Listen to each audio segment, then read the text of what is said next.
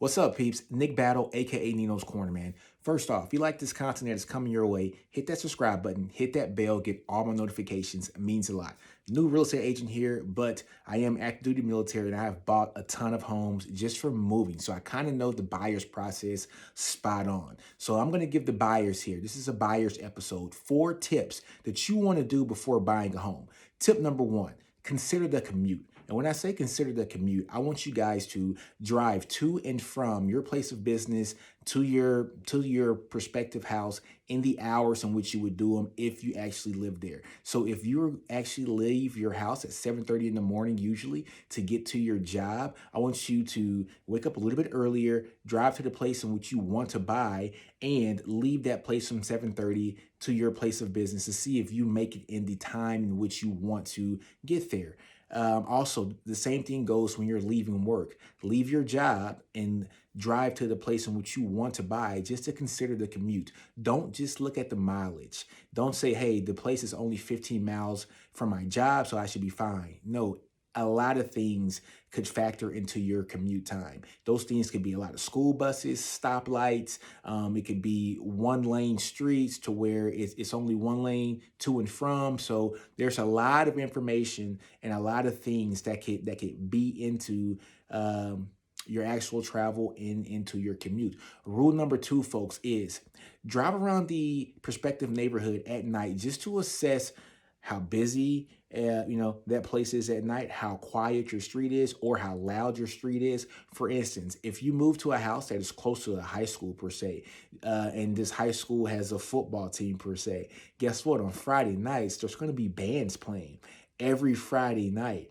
And it's not only going to be at 8 o'clock. They got JV games, they got freshman games, band practices throughout the week. Is this something that you can handle during, throughout the week? Let's say if you have a job in which you work from home a lot and your house is right next to the football field, it's right across the street. If you're having a bunch of telecoms and a bunch of Zoom calls, is having a band practice from 2 to 3 or 4 o'clock in the afternoon, is that going to disturb you? Those are certain things that you have to look at to assess whether or not this neighborhood is right for you. Rule number 3, if you have kids, please check out the school districts in which that house is in. I've seen plenty of instances where people have been renting homes and then they find a perfect house for them to buy, and they actually go and purchase a house not knowing that the school district in which they purchased the house in is not the same school district in which their kid is going to. So check out the school districts. And number 4, check out the property taxes. Check out the mill rates for the town in which you're going to buy in. So for instance, one city for a $350,000 house might have taxes that are $10,000 a year for property taxes.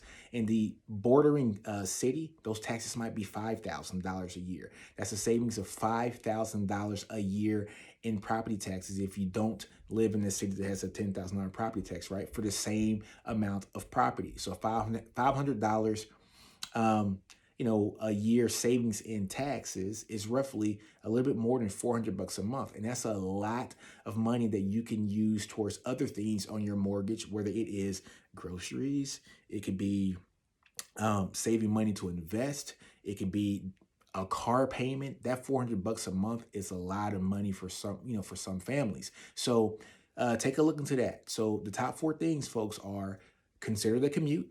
Number 2 is drive around that neighborhood at night and in the afternoon to assess how loud or how quiet that street is. Number 3 is consider the school districts if you have children. And number 4 is consider the property taxes. So, hey, folks, on that note, that's all I got for you guys. Like, comment, subscribe to this channel. I end all my podcasts by saying, do you. Don't be afraid to fail, outgrow your environments, understand your brilliance. Do you right there, folks. And on that quote, Nino's Corner, I'm out. Peace.